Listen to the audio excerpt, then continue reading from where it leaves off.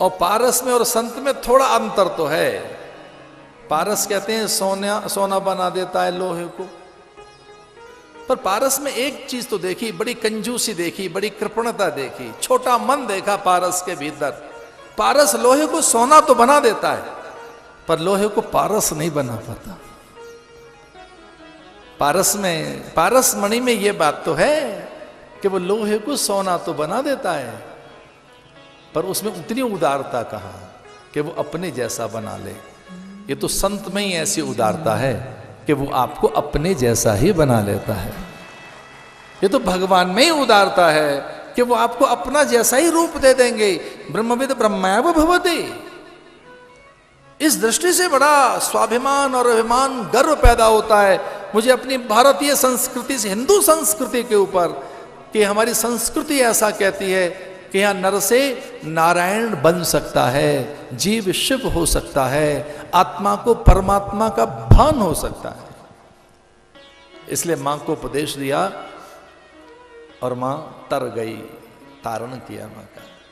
लेकिन धन्य है कपिल मुनि, उन्होंने गुरु मंत्र देने के बाद, मां को मुक्त करने के बाद भी अपनी मां के पैर छुए, ये कहकर कि वो एक मेरा धर्म था कि मैंने तेरा कल्याण कर दिया, पर चूंकि तैने मुझे देह दी है, इस नाते से मैं तुझे प्रणाम भी करता हूं। तो गुरु दक्षिणा में बटुआ मत खोल, मेरे प्रणाम स्वीकार कर ले।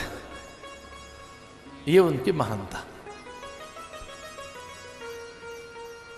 तितिक्षव कारुणिक सुहृदय सर्वदेही नाम अजात शत्रुवा शांता। ऐसा साधु। मां ने पूछा था कुछ तो बता, गुरु मंत्र के बाद गुरु उपदेश देते हैं। अब तेने मंत्र दे दिया, मैं मुक्त हो गई, सब कुछ ठीक हो गया, मेरा तो कल्याण हो गया, पर पड़ोसी पूछेंगे कि गुरु बनाए, गुरु ने बताया क्या?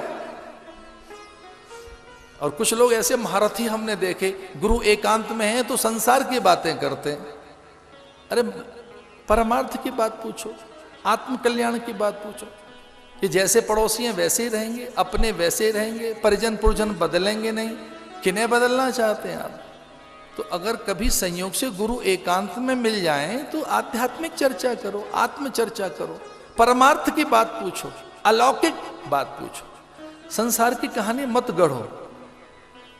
तो आप जैसे वैसे गुरु को बना लेते हैं, वैसा ही सांसारिक चर्चा कर लेते हैं आप। तो मां ने कहा कपिल मुनि से कि मेरा तो कल्याण हो गया, मुझे तो निर्वाण प्राप्त हो गया, मैं मुक्त पुरुष हो गई, मुक्तात्मा हो गई। पड़ोसी पूछेंगे कि क्या उपदेश दिया, तो मैं क्या बोलूंगी? तो कपिल ने कहा कि कह देना कि संत सन्निधि सत्संगति सत्संग ही मूल है। तितिक्षवा कारुणिक सुहृदय सर्वदेही नाम। अच्छे ऐसे साधु मिल जाए, अजात शत्रु कोई साधु मिल जाए, उसकी संगति ही महान है, ऐसा कह देना। मनु शत्रुपा की दूसरी पुत्री का रुचि नाम के प्रजापति से विवाह हुआ, उनसे यज्ञ दक्षिणा का जन्म हुआ। अपनी छोटी बेटी में बड़ा प्रेम था, तो महाराजा मनु ने कहा कि तेरा बेटा हम ले लेते हैं, हमारे तो अब संतान कोई रही नहीं, सब चले गए, साधु बाबा बन गए, तो घर में हम छोटा सा बच्चा लेके एक रख लेंगे, तो तू अपना बालक हमको दे दे। बड़े चतुर थे माता पिता, उन्होंने कहा यज्ञ हमें दे दे, हम यज्ञ करते रहेंगे। तो यज्ञ विधान अपनी पुत्री से ले लिया। कुछ लोग ऐसा कहते हैं बेटी के घर से कुछ नहीं लेना चाहिए, पुत्री को दान कर दिया, कन्यादान हो गया, बेटी का तो पानी नहीं पिएंगे। और कुछ लोग बेटी के घर में भोजन करने के बाद उसी समय कुछ पकड़ा देते हैं, भाई तेरा भोजन किया है ये पकड़, तो उससे कुछ नहीं लेंगे। लेकिन बेटी से यज्ञ ले लिया, यज्ञ विधान। तीसरी पुत्री प्रसूति, और उनका विवाह दक्ष नाम के प्रजापति से किया, और उन्हीं प्रसूति से सती नाम की दिव्य कन्या ने जन्म लिया, और वो सती का विवाह शिव के साथ किया। लेकिन दक्ष के यज्ञ में पति का अपमान जानकर वो यज्ञ कुंड में कूद गई, और फिर वो पुनर्जन्म लेकर इन्हीं पर्वतों में पैदा हुई और पार्वती कहलाईं, और फिर वो पार्वती का विवाह फिर से शिव के साथ हुआ।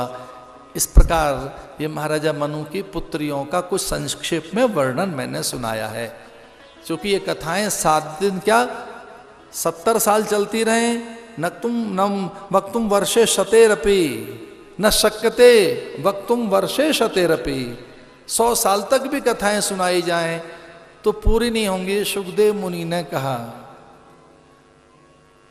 यहां भागवत लिखी महर्षि वेदव्यास ने, फिर नीचे महाभारत।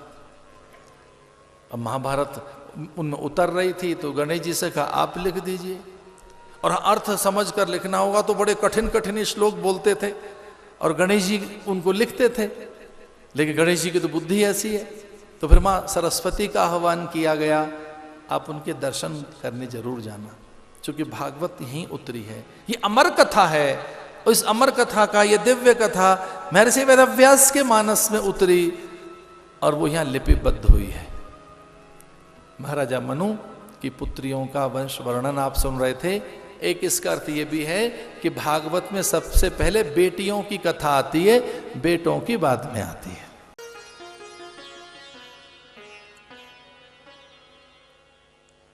भगवान भाष्यकार कहते हैं, किंचित धीता भगवद गीता गंगा जल लब कणिका पीता, भज गोविंदम भज गोविंदम गोविंदम भज मूढ़ मते, पुनरपि जननम पुनरपि मरणम पुनरपि जननी जठरे शयनम। भगवान भाष्यकार कहते हैं, भज गोविंदम गोविंदम भज मूढ़ मते।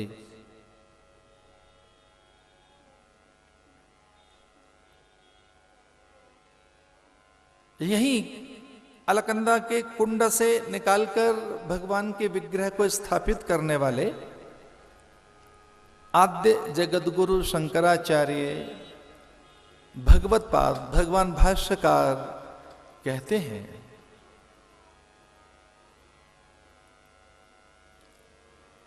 अंगम गलितम पलितम मुंडम दशन विहीनम जातम तुंडम, वृद्धो याति घृत्वा दंडम तदपि न मुंचति आशा पिंडम। तेरा मुंह पोपला हो जाएगा, दांत गिर जाएंगे, कमर कमान की तरह से झुक जाएगी, आंखें कोटरों में धंस जाएगी, पाचक्र शिथिल हो जाएंगे, स्मृति कोश भी जर्जर हो जाएगा। तेरी मासलता, कमनीयता, मादकता, विमोहन, यौवन, सम्मोहन सब टूट जाएगा, सलवटें पड़ जाएंगी, चेहरे पर झुर्रियों का जाल होगा।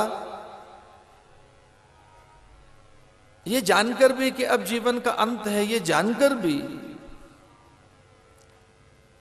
कि वृद्धावस्था है, फिर भी तृष्णाएं, ऐषणाएं, वासनाएं, कामनाएं, सुख वांछाएं और संकीर्ण महत्वाकांक्षाएं तेरे भीतर वैसी ही रहेंगी जैसी यौवन काल में थी, जैसी बाल्य काल में थी, जैसी तरुण अवस्था में थी। तेरी ऐषणाएं, तृष्णाएं कभी नहीं छोड़ेंगे, वो तो छोड़ना भी चाहेंगे, पर अरे मूढ़, तो उन तृष्णाओं से मुक्त नहीं होगा। तदपि न मुंचति आशा पिंडम, ये एक आशा कि मुझे सुख सम्मान मिले, आदर मिले, मैं अद्वितीय बन जाऊं, अलौकिक बन जाऊं, मैं ही नेतृत्व करूं, ईशत्व, वशित्व और ये सारी जो सिद्धियां अणिमा, लघिमा, गरिमा, ईशित्व, वशित्व, प्राप्ति, प्राकाम्य आदि, ये बिना श्रम साधन के मेरे हाथ लगे। भजन कर, अपनी ऐषणाओं से मुक्त हो। अब चंद सांस हैं तो भजन कर। लगता है कि जीवन बहुत बड़ा है, पर सच में बहुत थोड़ा है। जब समझ आती है तब सांसें तो सिमट चुकी होती हैं।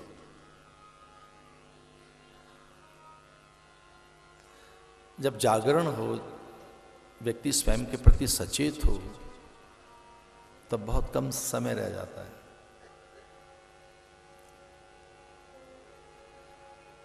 पाना असीम को है, साधन सीमित है।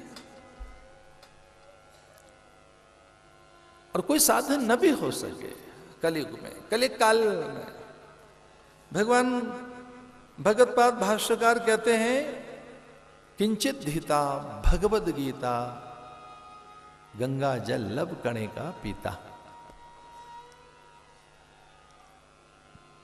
थोड़ा ध्यान कर, गुरु मंत्र का स्मरण कर,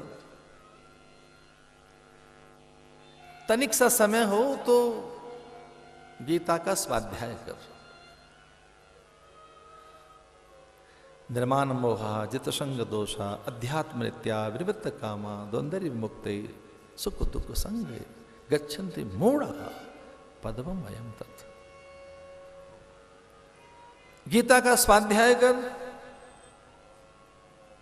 और हो सके तो एक काम नित्य कर, निरंतर कर, अवश्य कर। गंगा जल लब कणे का पीता। भगवान भाष्यकार कहते हैं, तेरी जिह्वा पे गंगा जल एक कण चला जाए गंगा का, और वो जिह्वा से ढरक कर कंठ से उतर कर उदर में कहीं उदरस्थ हो जाए। गंगा जल लब कणे का पीता। पीता माने पीना है। गंगा जल पीने की बात कह रहे हैं भगवान भाष्यकार। गंगा जल लब कणे का पीता किंचित हिता भगवद गीता। इतना पर्याप्त है कलयुग में। क्योंकि जो नित्य 10 पाप होते रहेंगे, दशहरा, तो वह तेरे पापों का हरण कर लेगी वह गंगा। तो दशहरा का अर्थ है हरि हरति पापा नहीं। हरि का अर्थ है जो पाप हरण करे। सन्मुख हुई जीव मोहि जब ही जन्म कोटि अघ नासई तब ही।